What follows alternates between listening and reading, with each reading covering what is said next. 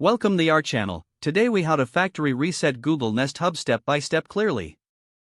To factory reset your Google Nest Hub, start by locating the physical buttons on the device. Turn the device around to find the volume buttons on the back. Press and hold both the volume up and volume down buttons simultaneously.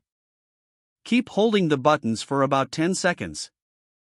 You will see an indicator on the screen letting you know that it is resetting. Release the buttons once you see the message. The Google Nest Hub will now begin the factory reset process.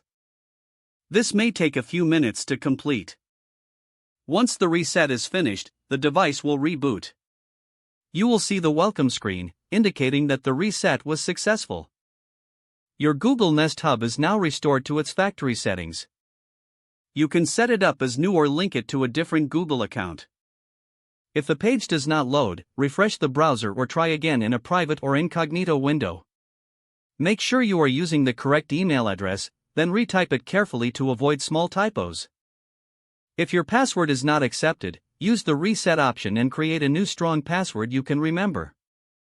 Check your spam folder for verification or security emails, then complete any requested confirmation steps. Enable two-factor authentication if available to improve account security and reduce unauthorized access risk. After signing in, review your profile details so your contact information and settings are accurate and current. If you see an error message, note it down and try again after restarting your device and internet connection. Log out when you finish, especially on shared devices, to keep your account and payment information secure. If the page does not load, refresh the browser or try again in a private or incognito window. Make sure you are using the correct email address, then retype it carefully to avoid small typos. If your password is not accepted, use the reset option and create a new strong password you can remember. Check your spam folder for verification or security emails, then complete any requested confirmation steps. Enable two-factor authentication if available to improve account security and reduce unauthorized access risk.